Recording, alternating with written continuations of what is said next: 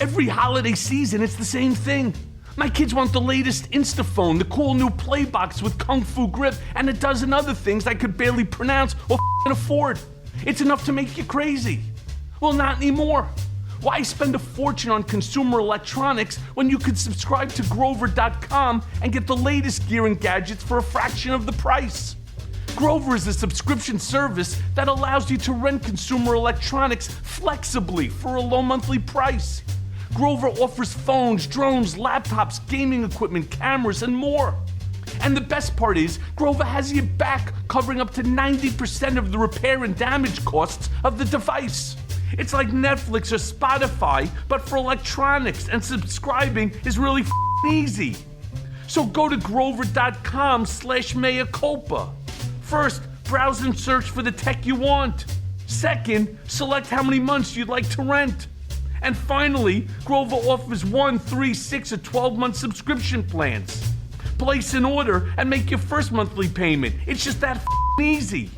You like Apple, folks? Well, how do you like these apples? Grover's prices are insane. iPhones starting at $44, MacBooks for under $50, a Nintendo for less than $15 a month, or AirPods for $12.90, smart speakers for $7, so you can listen to my show in every room of your house. With Grover, you can subscribe to hundreds of products from your favorite brands like Apple, Samsung, Bose, Dell, Razer, Garmin, and many others by visiting grover.com/mea culpa. Grover's circular model contributes to the reduction of e-waste by reusing their electronics across multiple life cycles. And there's a big deal, folks, so don't be schmuck. Only a Trump would pay full price for consumer electronics when all you need to do is subscribe and save serious money.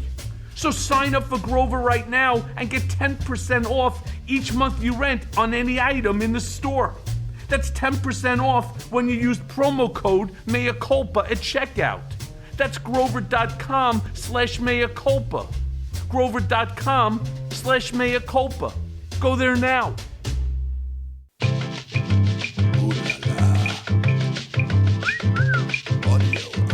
This is my mea culpa. Oh, baby, don't lie for me. If I tell you my story, don't cry for me. I did my time, that's fine by me. This is my mea culpa. Donald Trump and Republican allies in Congress exposed. This House investigation has explosive, intense, and important new evidence as some discuss the mounting case for a crime by the former president. The January 6th committee has released these text messages, and they really show something that many people may have thought, but there's a difference between thinking or drawing inferences and actually having the evidence.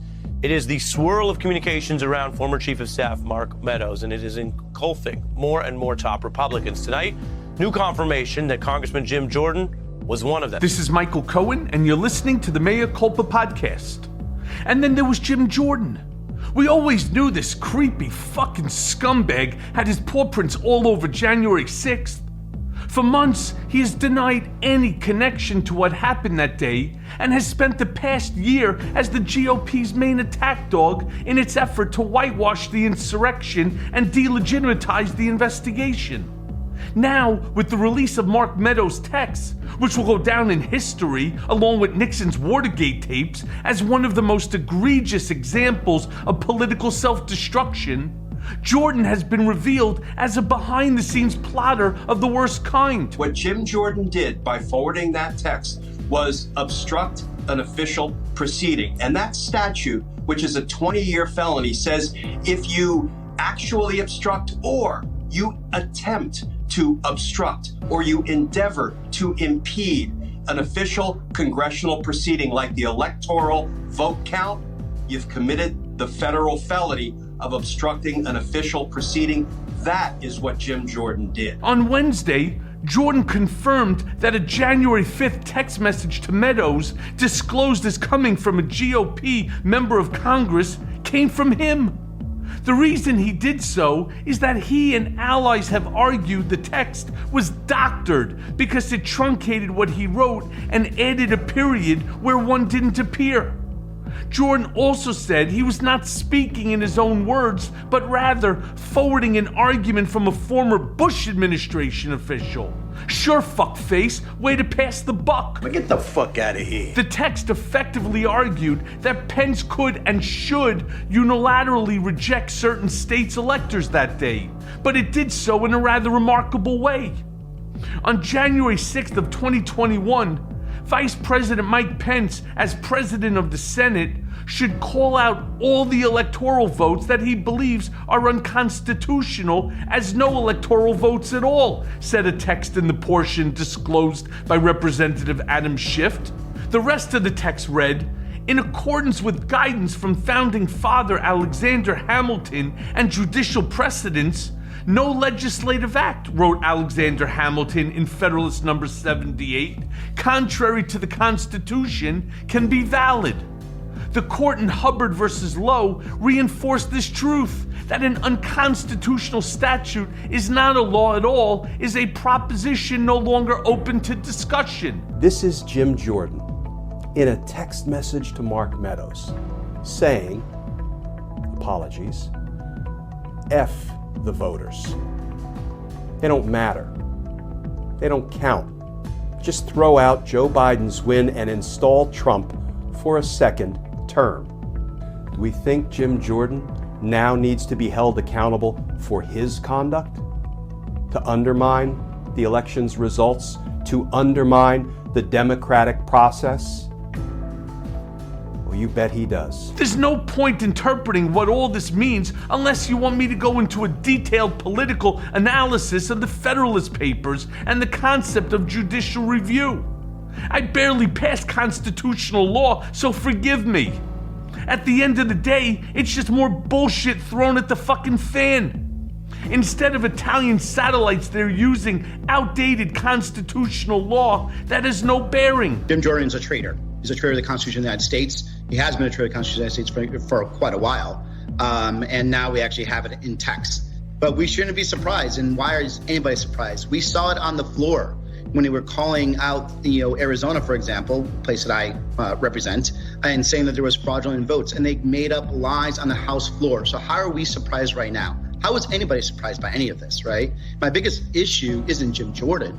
My issue is the fact that there's a lot of people that are not taking this serious. The fact that there is a slow-moving coup that is happening right now all over this country that are led by the Jim Jordans and other people. So instead of people being dressed up in uniform or wannabe uniforms storming the Capitol, now they're actually trying to win state House seats, state Senate seats, Secretary of State seats, county recorder seats, so they could actually overturn the future election, right?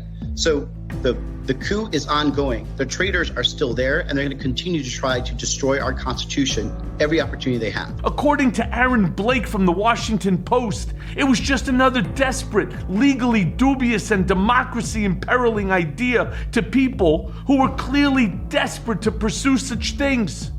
It also, crucially, shows a guy Republicans tried to put on the January 6th committee, promoting precisely the scheme of bullshit the Capitol rioters tried to force Congress to pursue.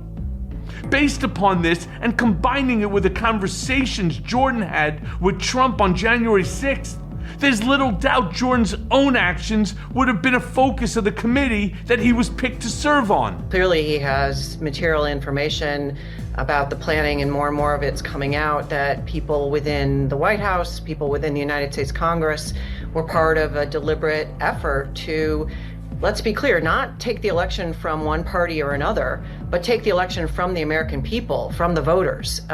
That's a very scary thing. And so, yes, he should be called, and voters should go to the polls at every opportunity and frankly purge these people from the United States government, because I agree with the congressman, we are dangerously close to the end of American democracy, and we're watching it unfold now in real time. January 6th committee member Adam Kinzinger tore into Jordan for concealing his own communications with the Trump White House on January 6th, even as Republicans tried to name him to the committee investigating the affair. For Jim Jordan to have done that, and then to want to serve on the committee, first off shows that there would not have been.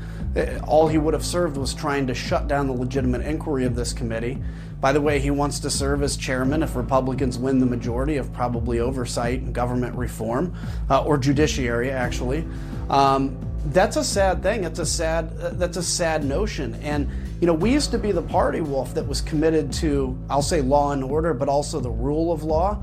And now we're trying to use the nuances of the law to overthrow the will of the people. That's never been the intention of that. And that's why I think we need to look at the Electoral Count Act, not just look at it, we need to make some reforms, because this dry run on January 6th that mercifully failed, there's a lot you can learn from it if you run this script again. In the end, Jordan's text, along with its dubious political intent, was one of thousands sent to Mark Meadows.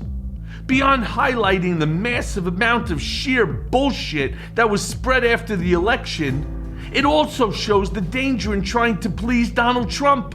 Now, trust me, anyone who has ever put themselves in the position of doing this man's dirty work has ended up either indicted or behind bars.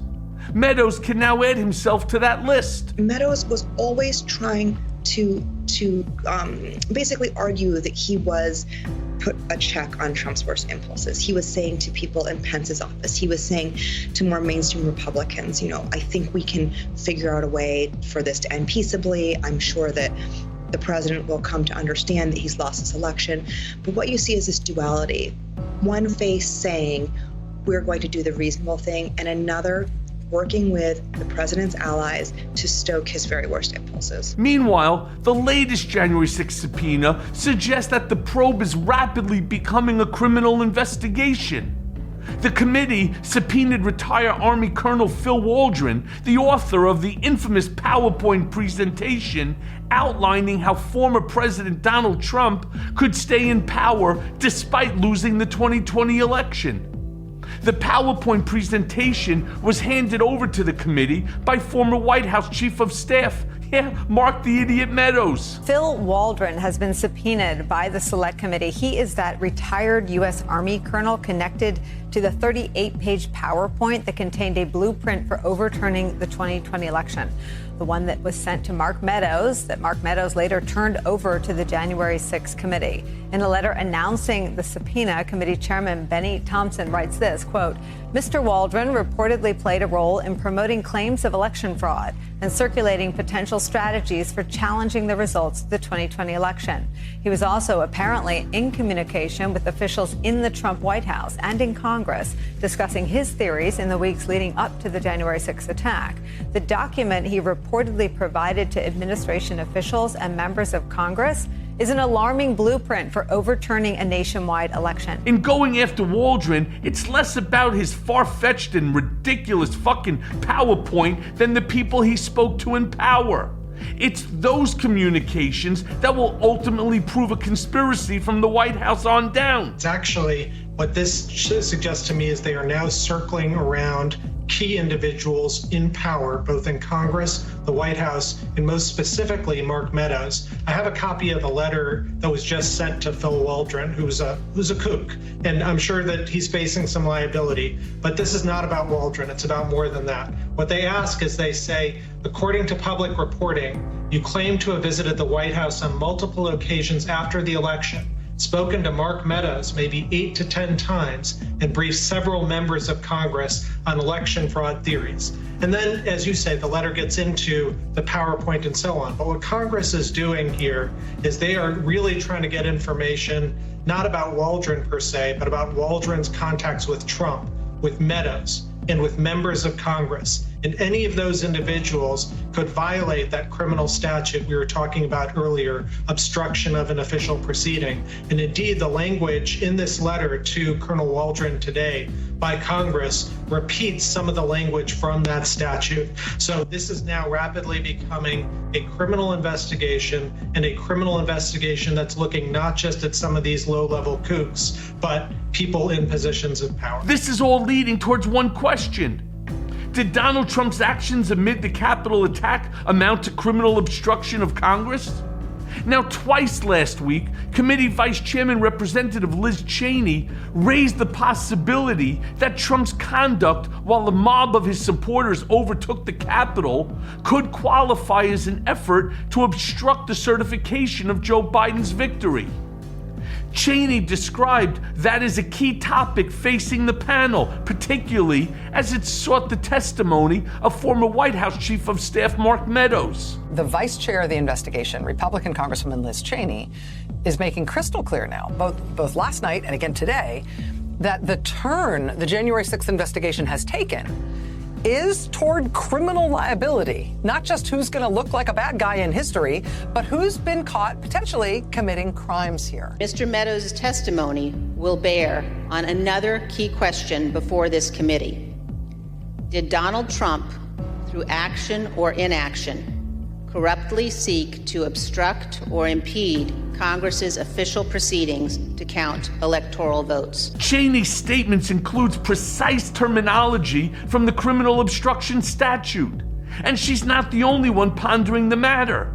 It's become the subject of intense debate in the case of dozens of January 6 rioters whom prosecutors allege obstructed Congress's effort to count electoral votes on January 6th. Did Donald Trump, through action or inaction, corruptly seek to obstruct or impede Congress's official proceeding to count electoral votes? To convict someone of that crime, a jury must determine that a defendant took an obstructive action, affected an official proceeding, and acted with corrupt intentions.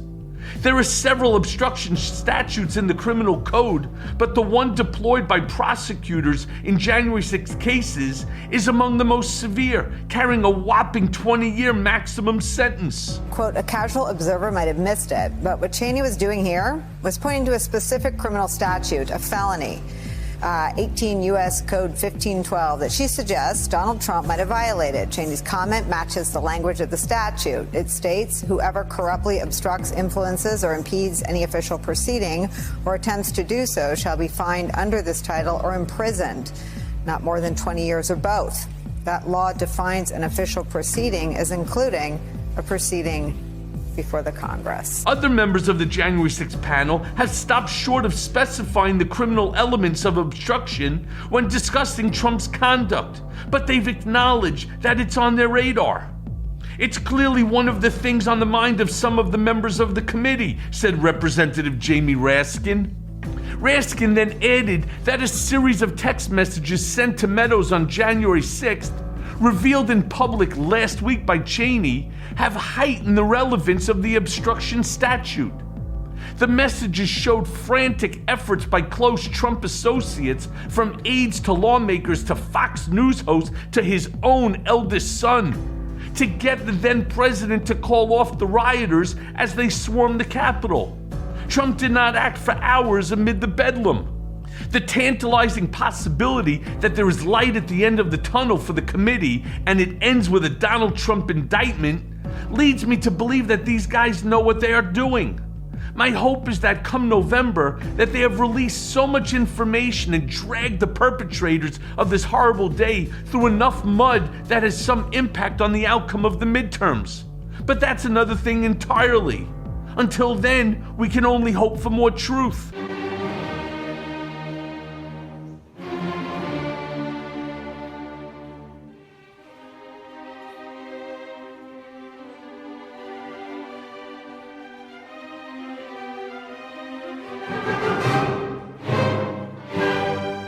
And now for the main event. My next guest on Mea Culpa is none other than Norm Eisen. The former Obama administration ethics czar has been increasingly busy of late helping safeguard our elections and the future of democracy. Earlier this week, Eisen announced in the Washington Post his intent to sue both the Proud Boys and the Oath Keepers for their actions on January 6th. Eisen wrote in an op-ed, the litigation, filed Tuesday, is the first civil case brought by a government body to hold insurrectionists, here the Proud Boys, Oath Keepers, and certain of their members and affiliates, accountable for the harm they inflicted on that day. This lawsuit is about holding accountable the violent groups and individuals who conspired to attack our freedom, to brutalize our law enforcement officers, and to terrorize our community. Eisen, who was a co-counsel on the House Judiciary Committee's first Trump impeachment efforts, has spent the past year through the Brookings Institute and other groups working to expose the myriad ways Trump and his cronies broke the law, not only on January 6th, but in their attempts to overturn the election as well. From exposing Trump's potential crimes in Georgia to suing the Proud Boys and Oath Keepers, Eisen is a witness to history intent on making sure none of this shit happens again. He joins me today on Mea Culpa as the committee begins the next phase of its investigation and has potentially exposed former President Trump to criminal obstruction charges. So let's go now to that conversation. Alrighty, so Norm, yesterday the Washington Post published an op-ed co-authored by you entitled, "We sued the Proud Boys and the Oath Keepers to prevent another January 6th. What do you hope to gain from this lawsuit, and how will it actually help prevent another insurrection?" Michael, one of the first principles of dealing with anti-democratic movements is to hold the bad actors accountable. Because if we don't do everything possible to respond to the insurrectionists on January 6th, they'll do it again and again. The lawsuit where I am among the pro bono counsel to the District of Columbia, represented by the DCAG Carl Racine and my organization, States United Democracy Center, the ADL, the Anti-Defamation League, two fantastic law firms, Paul Weiss and Deckard. We're all part of the pro bono team supporting the AG, the litigation effort that the AG is leading, because it's not enough that the insurrectionists are being criminally prosecuted. You have to go after them civilly. They need to make the District of Columbia whole. Terrible injuries that were suffered by DC police, for example, physical and other trauma. They should pay, the organizations should pay, the individuals should pay. And so we've brought this lawsuit to see that justice is done, that the district is made whole, but also that there are no more insurrections by targeting some of the leading alleged insurrectionists. So what are the allegations that you're claiming in this lawsuit? If you would, walk me through your lawsuit. Just as a side note, I just filed my lawsuit, 28-page lawsuit, against the U.S. government, Donald Trump, Bill Barr, Justice Department, Bureau of Prisons, Michael Carvajal, James Petrucci, the warden of Otisville, Patrick McFarland, RRM, there's like 16 named individuals onto it for violating my First Amendment constitutional right and remanded me back to prison because I refused to sign a document that would force me to waive, again, my First Amendment constitutional right. So I know what my allegations are. I'm trying to sort of get a better understanding from you if possible. You sued, for example, the Proud Boys and the Oath Keepers. What was the allegations that you raised, and what's the damages? The Proud Boys and the Oath Keepers and dozens of their members conspired, we allege, to violently and unlawfully attack the Capitol and to block members of Congress from completing their constitutional duty to count and to certify the results of the 2020 presidential election. And Michael, in the complaint, we detail the planning, the publicizing, the recruiting, and the financing of the attack, the directions that were given the day of the attack, the attackers seeking out individual members of Congress, vandalizing the Capitol, causing those members to flee for their safety, and of course, the terrible, terrible injuries and deaths that resulted to multiple people, including district police officers. I hope your listeners, and you've got a lot of them, will give the complaint a read. It's like a novel, but we wanted to make sure it's an incredible, gripping narrative, but it's all true, and it's grounded by the evidence, and we wanted to make sure that there was, I won't call it a happy ending to the narrative, but there was a fair and just and right ending, which is that these groups and individuals should pay for the harm that they did, the costs that the district incurred, the physical trauma, the other damage, particularly to the members of the MPD, the Metropolitan Police. The main legal theory is 42 U.S.C. 1985 and 1986, the Ku Klux Klan Act. And basically, in the aftermath of the Civil War, in the middle of Reconstruction, you had people like now getting together who hated the American idea, who hated what Lincoln called the second founding of America, and they had conspiracies to attack fundamental civil rights. They passed these laws to forbid that, and now we see that again, a conspiracy to attack the meaning of the United States, and that's why we're supporting the AG pro bono with so many other incredible pro bono lawyers to see that justice is done. Yeah, well, good for you, because at the end of the day, I mean, I'm sure it reads like a novel, because it was like a movie. It was really like a movie script. You couldn't make this up if you were Ron Howard, or Steven Spielberg. It's truly insane, and that's shocking. What makes the story so shocking is right. While you were doing your investigation on this, are you aware who was it that organized this Ellipse rally in the first place? Do you know? Well, that is one of the important questions that is being looked at by the 1-6 committee.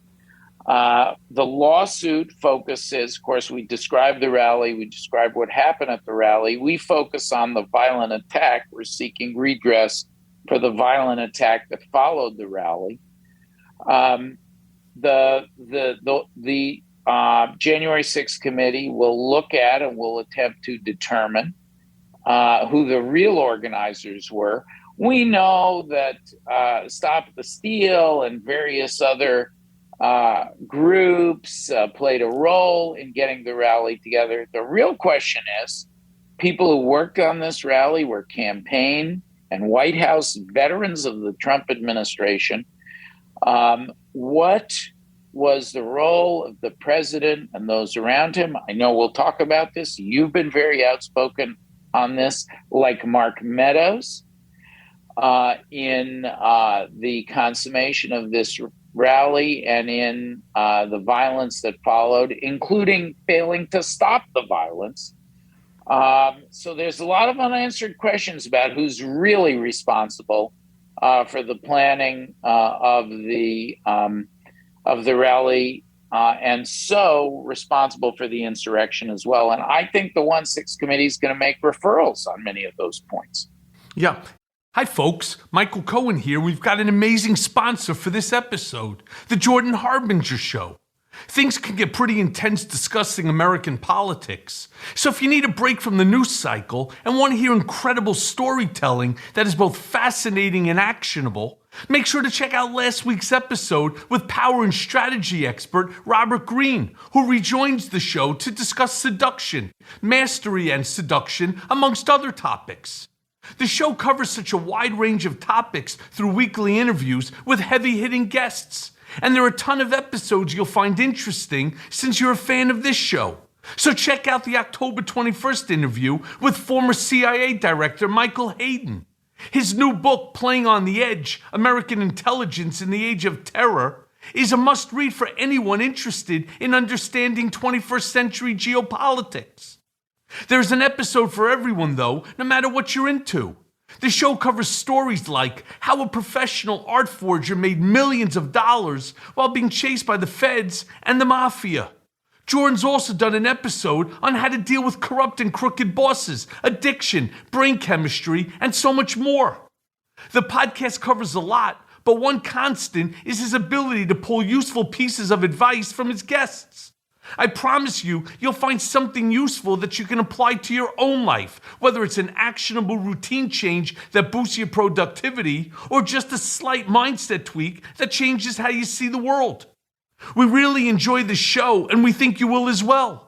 So search The Jordan Harbinger Show, that's H-A-R-B as in boy, I-N as in Nancy, G-E-R, on Apple Podcasts, Spotify, or wherever you listen to podcasts. See, the reason why I asked that is because there's a quote by Racine, who turns around and says, "Our intent," and this is regarding the lawsuit, "is to hold these violent mobsters and violent hate groups accountable and to get every penny of damage we can. If it so happens that we bankrupt them, then that's a good day." Well, I see it a little bit different, and I would love to get your scholarly opinion on it. While I acknowledge that these violent mobsters and the violent hate groups should be held accountable, I always believe that you have to sort of start at the top, right? And basically, the mob, the insurrectionists, these hate groups, I see them as the bottom, the absolute bottom. The person that we really want, as far as I'm concerned, is the one that organized the entire thing in the first place. And my understanding, based upon some information out of Washington, is that the organizing group of the Ellipse ultimately was taken over by the campaign by Eric and Laura Trump and by others, and in coordination with Mark Meadows, this other group, this new group, and I think it's a mother-daughter team, to be honest, a well-funded mother-daughter team that took over the Ellipse. I truly believe that they're responsible, that they should too be held accountable for the damage that was done, and not just the damage to the property, but to life and limb.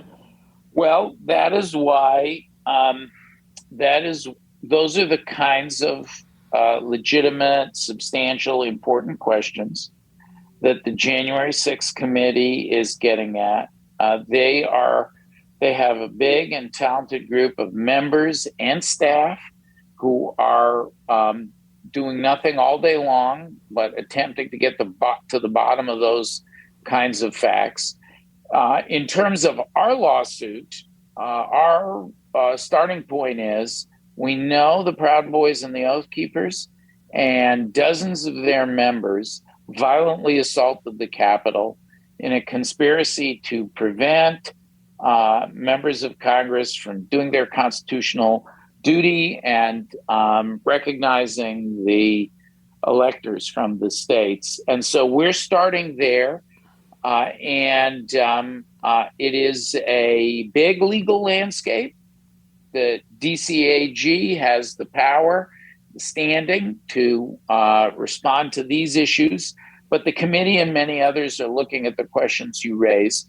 And depending on who was involved and what they did, or in the case of White House officials, failed to do in failing to act for hours, it appears, I think that there will be referrals at the end of the committee's investigation. And yes, we do have to hold all of these paramilitary movement groups responsible for their actions. And let's just hope that this case doesn't get stalled the same way that Trump has taught the country how to stall a case. But moving forward, Norm, this week was a big week for the January 6th committee, especially as it held Mark the Fuck Meadows to the fire and showed his absolute culpability. But we also have material proof of how Fox News has tried to whitewash the historical record since that day and the hypocrisy of its most powerful voices. What did you think when you first heard, Liz Cheney read out those text messages from Sean Hannity and Laura Ingraham and Brian Kilmeade?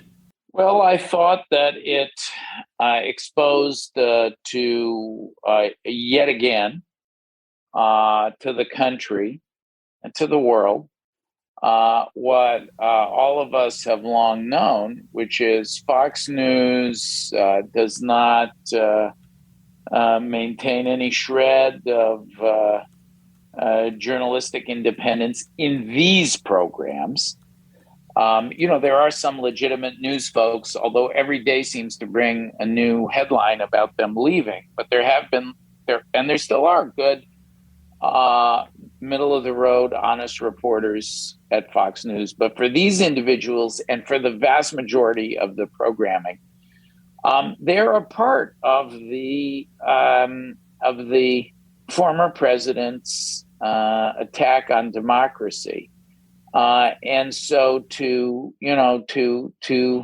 see these statements and to hear Liz Cheney share them, where they're saying this, from the sympathetic perspective, that what's going on and that the president needs to take steps, as if they're a part of the administration. But here's what's striking to me about it, Michael. Even when his closest allies, I mean, this is not independent journalism at all. Sometimes I support the current administration. Sometimes I'm critical of the current administration. I try to maintain independence. The same with the 1-6 committee, my former colleagues on the Hill. I sometimes I agree with the steps that they're taking. If there's something I disagree with, I say so. These are people who are part of Team Trump. But for them to call for help, to say, hey, you've got to stop this. And still, it looks like for hours, the president just watched, as much as up to 3 hours, just watched the carnage in the Capitol and did nothing. That inaction is as bad as any affirmative action that the president took over the course of his presidency. And boy, we know he did a lot of bad things. So that's what I thought. The shock of presidential inaction was highlighted for me. So I'll tell you, to me, the craziest thing was what happened after the release of the text. And I think Vanity Fair had an article on it that I'm going to quote, which these two paragraphs, or part of two paragraphs, sort of spells out exactly what's going on there, not just in Foxland, but also with these GOP sycophantic followers of Trump. And they turn around and they say, and I'm quoting now, Hannity did acknowledge his text to Meadows Tuesday night, but he spent a good portion of his segment lashing out at the corrupt House panel for publishing the texts and smearing Trump. And then he goes on to say, I am an honest, straightforward person. I'm calling bullshit. I know you. You're not. I say the same thing in private that I say to all of you. Liz Cheney knows this. She doesn't seem to care. She's interested in one thing and one thing only: smearing Trump and purging him from the party. And then Sean Hannity later expressed outrage over his private text messages being released again publicly. Right? Then it says, to debate his own media scandal, Hannity brought in the opposing forces of Dan Bongino and Geraldo Rivera.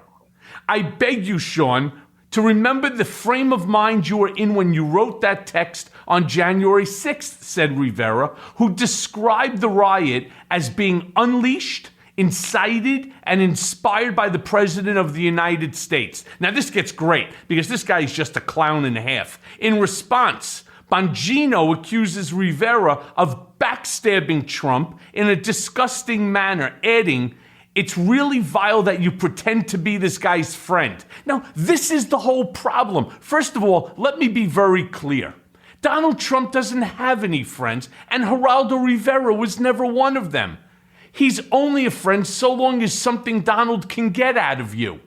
And Geraldo knows that as well. Meanwhile, so does this guy Bongino. So this is the big problem that we have here. All of a sudden you have one guy, meaning Geraldo, and good for him, acknowledging that these actions were disgusting, that they are a complete denigration of our democracy and the Constitution, for which the president and all members raise their hand and they swear an oath to. Instead, now you got Bongino, this ass clown, who sits there and said it's disgusting, you're backstabbing your friend. No, schmuck. What you're doing is you're telling the truth. You're telling what everybody has seen with their own eyes, has heard with their own ears. That's what he's doing. And the fact that you could now bring this and make it personal. Holy shit, Geraldo, you're backstabbing your friend. What kind of an asshole are you? That's crazy talk. Well, you know why I like coming on this podcast, Michael? Because you make me seem calm and neutral and dispassionate. I think that it is a tremendous danger, the phenomenon that you've identified one example of. The Fox News, Newsmax phenomenon is a tremendous danger to the health of our democracy. In a democratic system, we're now the world's oldest continually functioning democracy in the form of a constitutional republic, of course. You have free speech and free press protections. So the solution to misstatements of the kind you describe is to fight lies with the truth. Some people are worried. They look at segments like the one you just described, the debate. I did watch it on Hannity between Bongino and Geraldo Rivera. Rivera does show some independence. He's sometimes one of the voices that speaks with independence on that network, one of the commentators. But it's a tremendous danger, and some question whether the good that is being driven out by the bad, and whether we're deteriorating as a democracy.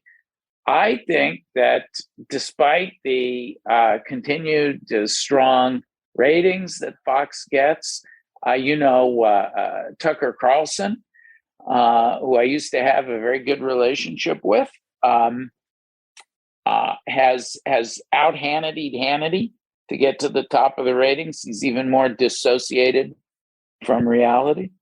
The good news is that the election in 2020 was a great national referendum. Are we going to go in the direction of democracy or autocracy in the United States? And you were a part of this. I give you credit for this. People sometimes blast me on Twitter and otherwise, but you spoke up and you spoke out, and you've made amends. You've paid the price, and your voice was a part of that referendum. You shed incredible light through your testimony. I know through our many conversations when I was investigating impeachment, so valuable to me. I always tell people the first person to really, really call my attention to the nature of Donald Trump and the Trump conspiracy against democracy, which includes Fox News and Newsmax and the rest, was Michael Cohen. When I came to New York, remember I sat with you for the first time and we talked. I sure and do. You told me he will never leave the Oval Office willingly, and we saw how that came to fruition. So what I'm saying is, bottom line, despite Hannity and the other enablers of Trump and Trump himself and the whole Trump conspiracy against democracy, I'm optimistic. Our country did the right thing in 2020, and I believe that the vast majority of Americans have no use for these assaults on democracy. It is a minority fringe of the country, and the supporters of Fox News are a fringe too. Yep, well, let's hope. But Norm, Liz Cheney spent a good deal of time framing President Trump's actions as a dereliction of duty and spoke in very, very clear statutory terms to walk the committee towards what appears to be a criminal liability charge for the former president. If you would, discuss with me how they get there with the evidence that they have, and ultimately, who would be handed such a case? Well, the committee can, and it's happened many times before with congressional committees, in their final report, they can include a referral, federal criminal referral, state criminal referral. They can spell out the evidence. They can share their view that laws were violated. We did this in the impeachment report on the Ukraine inquiry. We explained the laws that were violated by the president's behavior. We did it when we were investigating the Mueller report in the House Judiciary Committee. We had Bob Mueller come and testify, and our members explained the evidence that Trump had obstructed justice. Here, there are a plethora of federal and state laws where the committee could say, hey, we've gathered the evidence. We think there should be an investigation, or even we think there should be charges of the following violations. I will just give you a few of those examples.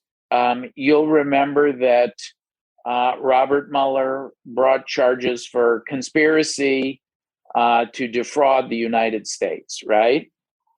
So here, I mean, that is a possibility. We need to see if the evidence is there that Trump and those around him, Meadows, did they conspire? That is, did they have an agreement to sell a phony pack of lies to the country, to their followers, to Congress, and to get Mike Pence, instead of doing his constitutional duty, to actually overturn the election, to defraud the United States by having Donald Trump remain as president? You know, that's what they wanted Mike Pence to do, even though he lost the election. That is a legal coup, okay? Or they could, and Liz Cheney seemed to be focused on this, 18 U.S.C. 1512, which is tampering with witnesses or with official proceedings, okay? But please don't forget, Norm. But Norm, please don't forget 18 U.S.C. 1505 in this conversation. Well, obstruction. We got to look at all the obstruction offenses too. You know, that is certainly relevant, Michael. There's the laws. There's also all the laws about election fraud. You've got to look at the election fraud offenses. So we've identified 1512 is in that family of obstruction offenses, like 1505. So, you know, those are the more plausible. Some scholars say, well, you should also look at charges of whether this was seditious conspiracy, whether it was a federal RICO offense. So there's a long list of federal offenses. I have an op-ed, if people are interested, where I sketch out the main possibilities with the GOP DOJ stalwart from the Reagan and Bush administrations. In fact, at one point, he was Bill Barr's boss back then, Don Ayer, where we lay out some of these, and you can find that on CNN Opinion if your listeners are interested. Let me spend a moment. They could also do the state offenses. That's so important. We already know, we've talked about it today, Fani Willis, the Fulton County DA, is getting ready to impanel a special grand jury to look at charges. You know, you've been very busy with the Manhattan DA in potential fraud charges in New York relating to the alleged financial frauds of Trump. In Fulton County, the frauds are election frauds. As we've said, you can't tell the Georgia Secretary of State, just find 11,780 votes when they don't exist, one more than necessary to defeat Biden and illegitimately Trump win that state. So we don't know if a crime can be proven or not. Right now, it's allegations, it's possibilities. But boy, the DA is going hard at it. My bet is she charges Trump and maybe others, perhaps Meadows, for going over the line of what is permitted when you're a powerful government official. So, and we know the DA is talking to the committee, trying to negotiate cooperation. So those are some of the places, state and federal, any state where Trump was trying to steal an election outcome, potentially could investigate him criminally. Yeah, and the reason why I brought up 1505 when we were talking is because it has that very, very specific language, which is sort of the catch-all. It's through action or inaction.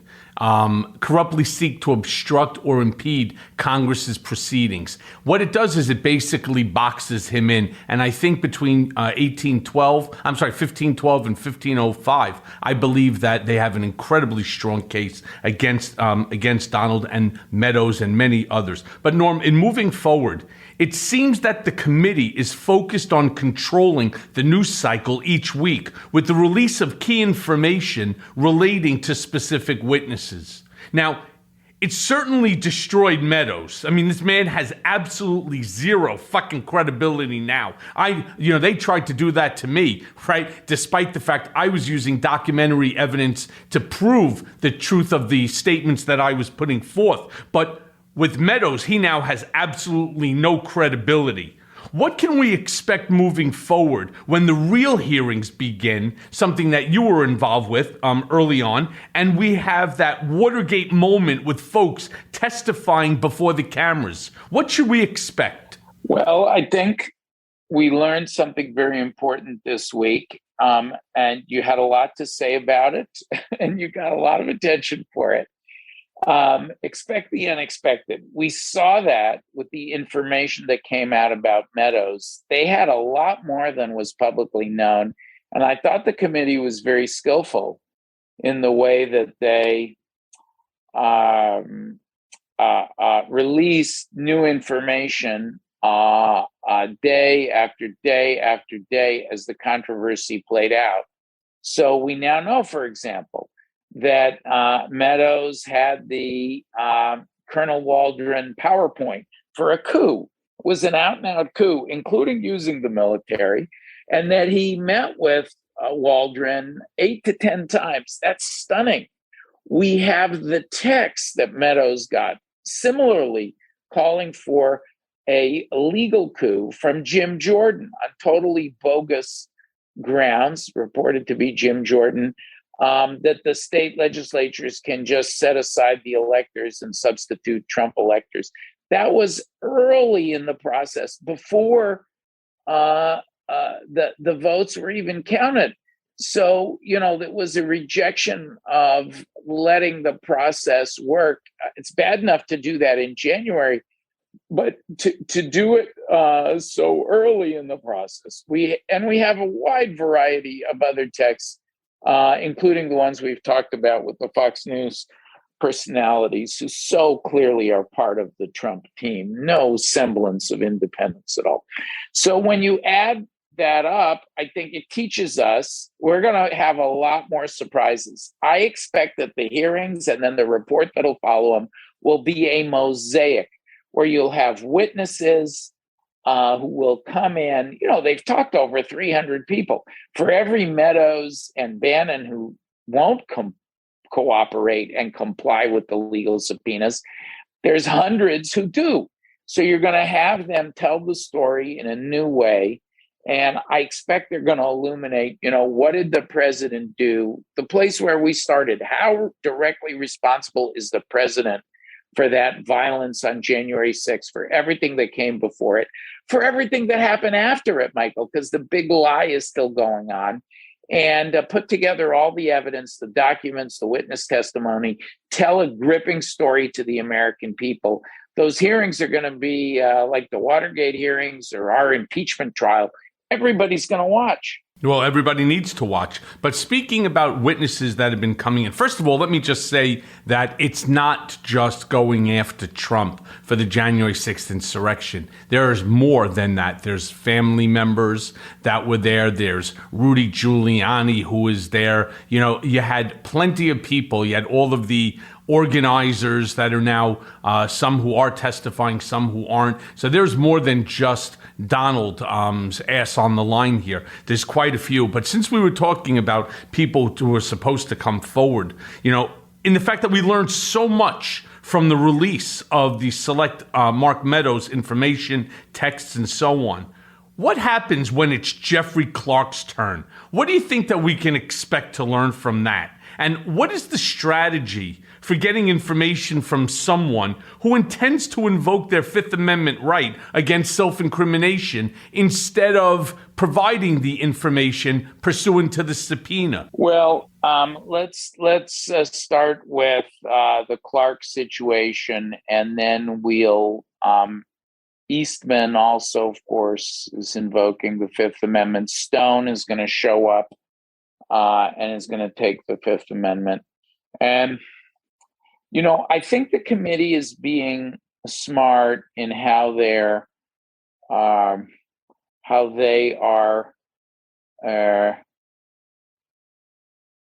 picking their fights, Michael, right? They're not sending a stream of these cases to DOJ to prosecute. Seems like they're doing one at a time. So they did Bannon, that got well launched. Now the Meadows case is coming behind Bannon. And I think that, you know, they're going to let the Meadows case get well along. Then they'll make some decisions, maybe Clark, maybe Eastman or others. You know, they are being respectful of the Fifth Amendment privilege like they were of executive privilege. Part of the thing that's so striking about the Meadows situation is he himself produced the documents. I think you had some unflattering things to say about Meadows' cleverness. Dumbest asshole on the hill. Well, I wouldn't necessarily pick those words. I don't think it was a very clever move because he created the record for the contempt prosecution. DOJ isn't going to have to get into a bunch of issues of executive privilege because these, you know, if he's trading PowerPoints with Colonel Waldron about a coup and he's having 8 to 10 meetings with outside actors, there's no executive privilege. And the committee will simply say, and I think the criminal complaint will say, you know, these are matters as to which privilege does not apply. And then in any event, the privilege is inapplicable because there is no privilege here, as the courts have been ruling. So I think that we're going to see, you know, somebody, once Meadows gets further along, maybe Clark will be the next target, but they're getting so much cooperation. They're learning so much. They've made an example of Meadows and Bannon.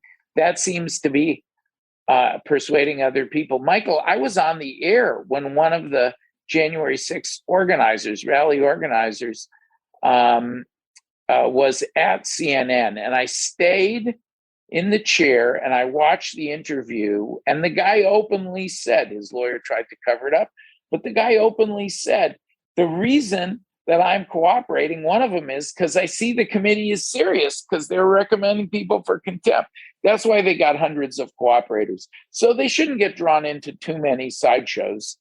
And then in terms of the fifth, you know, people, the way it has to be exercised, Clark, Eastman, Stone.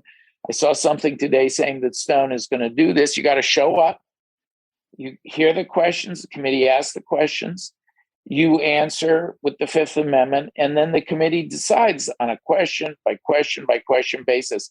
Does the Fifth Amendment apply? Okay, let me just break this down into two things. First of all, if I'm accurate, didn't Trump also at one point in time say that only the mob pleads the Fifth? He cast... I mean, somewhere along the line, I remember that like it was yesterday.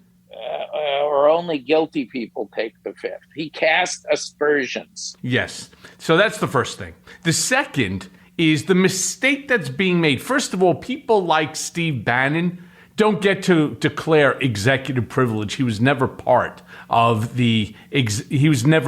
part of government, and therefore, he can't then claim executive privilege on his conversations. He's not a lawyer, so he's not able to turn around and use that as an excuse. But in so many of these cases, even if Clark decides to plead the fifth, it's not going to protect him. It's not going to protect him, as there are text messages, there's PowerPoints, there's documents, there's counter testimony by others that all can be the basis of an indictment against him for crimes that he's complicit in, whether by action or by inaction, which goes back to what we were talking about before. So, and the gentleman that you were referring to that was at CNN, I believe his name is Dustin Stockton. He was one of the two organizers, original organizers of the Ellipse location there for the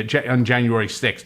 But one of the things that will ultimately come out is that he and his co-organizer, a young lady named Jennifer Lawrence, and not the actress Jennifer Lawrence, it was taken from them by the RNC, by the campaign, etc., whatever, as well as Eric and Laura Trump. And I find that to be incredibly significant because it now places another member of the Trump family smack dead center in the middle of this horse shit, right? What was it that they were doing? Why did they take this rally that was not a march? It was just a rally, which is what the permit called for. And so good for him and good for her for testifying. And we can only hope that this committee starts to act quickly, expeditiously, and not allow Trump to wait us all out for midterm elections in hopes of destroying this thing. Now, one of the other things I wanted to ask you, Norm, is are you at all worried about the prospect of Democrats losing control of the House in the midterms? I mean, do you think, is there enough time between now and November for the committee to do what is needed to do in order to get the truth and to hold folks accountable and ultimately refer these bad actors for criminal prosecution? Well, it's early days yet to predict what's going to happen in the midterms, Michael. Obviously, if the House of Representatives changes hands, that'll have a material effect on any open matters. But I think the committee understands that, quite apart from who may take over the Congress, that they need to be able to wrap up their work and to have their hearings and to make their referrals before we get into the thick of the election season in 2022, much less into Congress, the new Congress, whoever may be in charge at the beginning of 2023. So that's why you're seeing them move with great dispatch. I think they've been successful, more successful than we were in moving their cases quickly to court. I mean, Bannon was indicted just 3 weeks after the referral on the criminal side. That was DOJ's doing, but it was a good referral.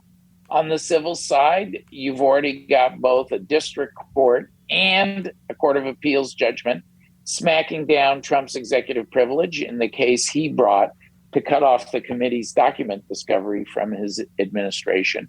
They're going on a pace that's akin to Watergate, where it was a little over 3 months from the subpoena for the Watergate tapes to a Supreme Court decision. I think, the matter will be queued up at the Supreme Court no later than the 23rd. They need to file by the 23rd. So I think that that's of December, before Christmas. So, I think that things are moving at a brisk pace where we're going to be able to see some of the outcomes you are asking about, the concrete actions in the first couple quarters of 2022. Look, they've already talked to 300 people. I mean, they're over 300. Okay, so Norman, how many people do they have to speak to? One of the things I also said to you the first time that we met is you appear to be an eternal optimist. I on the other hand, like many of my listeners, are getting very pessimistic that this process will move forward in an expeditious manner that's not going to get screwed up by the midterm elections. Because here's what we know about the midterm elections. And obviously it's not what I want to happen, but it's probably going to happen. It looks like the House will ultimately turn back Republican. Historically, that's what happens when you have a Democrat in the White House. Generally, the House ends up turning. But more important than even the historical perspective is the fact that you now also have, because of gerrymandering, you have at least 10 seats that are going to change, not because the area has changed if you had the old map, but because the new map is going to create this change. So Democrats have a very, very serious fight on their hand for the midterm elections. Now, do I think that it's possible that Democrats, which would be an amazing referendum on Trump's now impotence going forward and his relevance to the GOP, would be if the Democrats retained control over the House. And it's very possible, especially in light of the fact that this now Texas state abortion law and other sort of crazy laws that are being enacted by these GOP-led groups. It could potentially change everything, which would be truly fantastic. And again, it would be a real referendum on the fact that Donald is not this all-powerful, mighty Wizard of Oz hiding behind a curtain. Well, I think we're going to see. We already know that he's not that omnipotent, omnipresent power because he failed in his most important political salvage mission himself. Except if you ask him. It was stolen, hence the big lie, hence the $200 million plus that he's grifted off the American people. What truer? We all know that's not the case. Certainly, there may be a few hate listeners to this podcast who believe in the big lie, but the people who are your audience know better, Michael, and that the ridiculousness, he's persuaded nobody except his own converts. It's like, it's also a failure of public persuasion, the aftermath of the big lie, or what we can call big lie 2.0, or big lie, the 2021 edition. So we know the president isn't all powerful. I think it is early days yet, and I think we need to let the process play out. We started the podcast on the new lawsuit that we brought.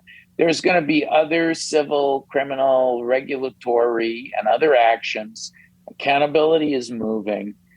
I want to see what happens with federal voting rights legislation. That can make a big difference to pushing back on the election hijack that is being planned, what failed in 2020. The followers of Trump would like to try in 2022 or 2024. We got to push back on that. So there's a lot of yet to be determined pieces before we prognosticate for good or for ill what's going to happen, including to Trump and the Trump-backed candidates in 2022. So we'll see. We'll keep a sharp eye on it.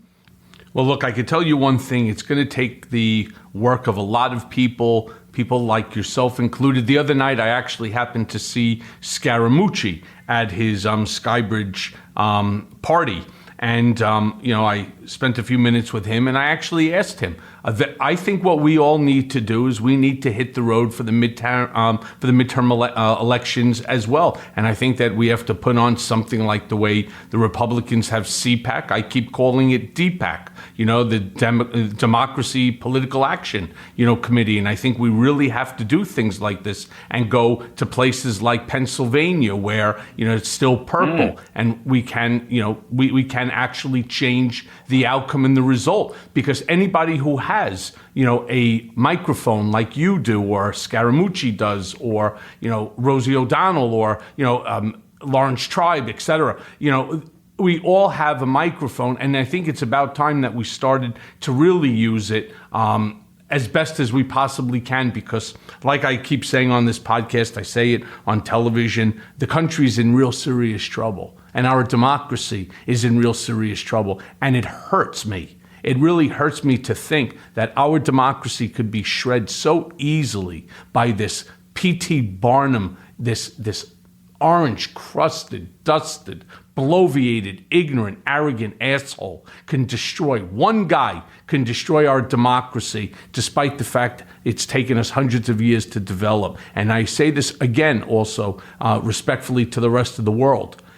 If you have a strong America, you have a strong world. If you have a weak America, you're going to have a weak world, because our democratic values, despite the fact that there are many countries that don't agree or that they're run differently, their people still aspire to be like America. No question. And to allow this guy to destroy, to allow him to destroy it is really what is laying on the hands right now of this January 6th committee, on the district attorney here in New York, on the attorney general here in New York, in Georgia, in D.C., and so on. But just moving forward again, Norm, there have been major alarms about how the GOP has inserted itself into the machinery of both state and local government and seek to control how these elections and ultimately make decisions that will impact who will win the next election.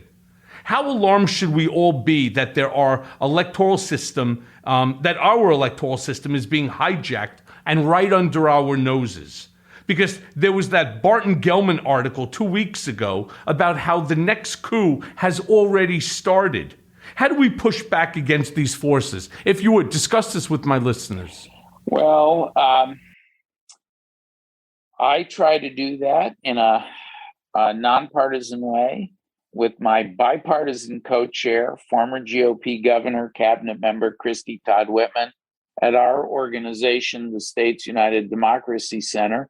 I'll offer that as an example. What we do is work with state and local officials, both parties across the country, who want to defend democracy. It's where we started. We're bringing lawsuits from coast to coast against the assaulters of democracy, like this militia lawsuit. We're engaged to stop the phony audits that have gone on around the country, and just telling the truth about the system, working to support election officials who want to do the right thing. And, that's my bit. Everybody has to respond to that in their own way. Every American can do their part. It's as simple as signing up to be a poll worker. We need poll workers.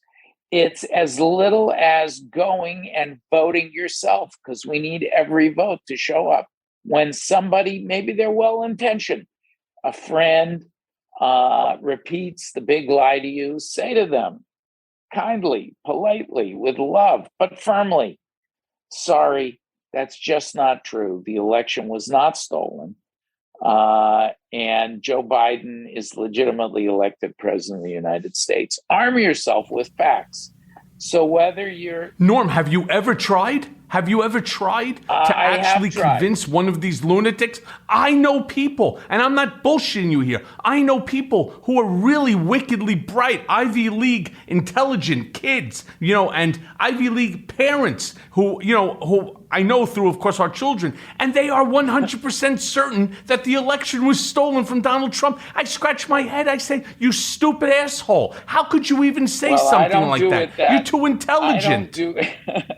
I do try. I do it all the time. I had a cab driver the other day. We should make this a whole show the next time I'm with you, because I know our time is up. But I had a cab driver the other day, and he was a Trump believer in the big lie. We had a long cab ride together, and I just worked on him kindly, politely, but firmly the whole time. Come on, that's not true. Here's the actual facts. How could it be that the same ballot that it would legitimately elect a Republican member of Congress, but not Donald Trump, just wear him down with truth and love. And by the end of the ride, the guy said, oh, you make some good points. Maybe that's not true. So as always, yeah, well, maybe he's not listening to you. That's maybe he's not. possible. Norm, I'm so sorry. I have, as you know, we're coming. It's always an hour, and the hour goes by quick. I just have one last question for your thought, and I'm curious simply because it's you, right? Can you tell me, there are folks who are going on these hunger strikes for the passage of the John Lewis Voting Act. What do you think that accomplishes, and are in such a dire situation that it's worth risking people's lives for the passage of a voting bill? What's your thoughts on that? Well, the voting bills are critical, Michael, because they cut off the worst misconduct of the election hijackers, of the former president and those around him, who are so determined to overturn the legitimate, fair, lawful outcome of elections. And so I think we need to do everything in our power, each of us, like I was just saying, there's a group of student hunger strikers who are right outside the White House, and what they and others like them are doing is doing what's in their power. So I don't think the whole country should go on a hunger strike. But yes, I do believe that it is a positive that some people are doing this to call attention to the critically important issue. And it's bubbling up in Congress, the critically important issue of voting rights. I'm optimistic. I know you've said I'm a congenital optimist. I'm going to leave you and your listeners with this optimistic vote. I think we're going to have a debate on voting rights in Congress, and we're going to have a vote. We might win, we might lose. I won't predict the outcome, but just to have the debate, given the rules in Congress, by itself will be a triumph in the Senate. We're going to be able to have a great national discussion about this and a vote. And fingers crossed, it will actually get us some results. So I'll leave you on that optimistic note. Yeah, let's hope so. And Norm, as always, amazing insight. Thank you for your time. And of course, I will be seeing you very soon, my friend. By the way, happy holidays, happy New Year if I don't see you before that. Thanks, Michael. As always, it's a pleasure. I learn so much when I come on the podcast. Thank you, and I'll see you very soon. And may you and all your listeners have a very, very happy holiday season and a wonderful new year. Be well, Norm. Thanks, you. Thanks, my friend. And now for today's Mea Culpa. In thinking about the world of shit facing Mark Meadows, I can't stop thinking about my own history with Donald Trump. Not that I have much in common with moron Mark Meadows, but if there is one thing, it's intense regret. Whoever serves this man in any capacity winds up either under indictment or with their career in flames. There are those who wish to compare Meadows to John Dean and make him some kind of erstwhile fall guy for a venal politician hell-bent on destroying democracy. But Dean eventually found his moral compass and turned on Nixon. Thus far, Meadows seems hell-bent on pleasing Trump and staying in former President Trump's good graces. In that light, he will go down in history as Trump's chief enabler. a man who opened the door to every fucking lunatic and conspiracy carpetbagger who walked through the door. The panel's months-long investigation has revealed the myriad ways in which Meadows is inextricably bound to the January 6th attack, serving less as a chief of staff than chief enabler to a president who was desperate to hold on to power. He joined a January 2nd call, now under investigation, in which Trump pressed Georgia's Secretary of State to find enough votes to defeat Joe Biden. He repeatedly passed on conspiracy theories and falsehoods to top administration officials, encouraging them to overturn the election.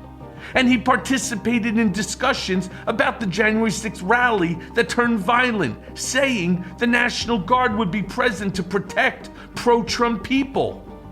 Though the traditional function of a White House chief of staff is as a gatekeeper, Meadows instead threw the gates to the Oval Office wide fucking open, acting as a facilitator to conspiracy theorists and often declining to tamp down Trump's obsession with false election claims.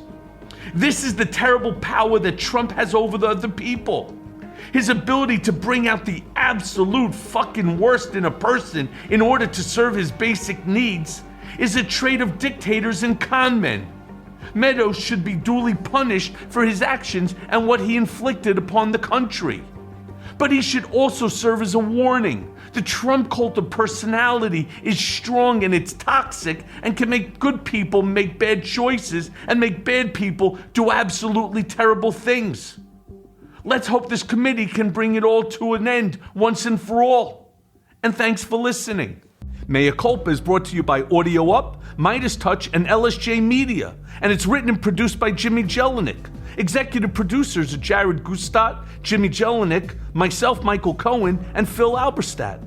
Our editor is Lisa Orkin. It may be a new day politically, but nowadays the landscape is more confusing than ever.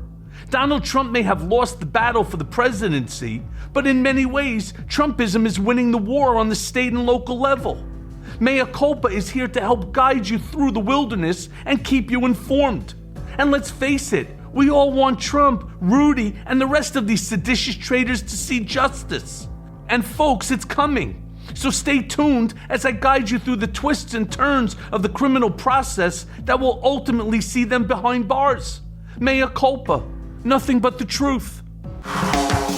This is my Mea Culpa.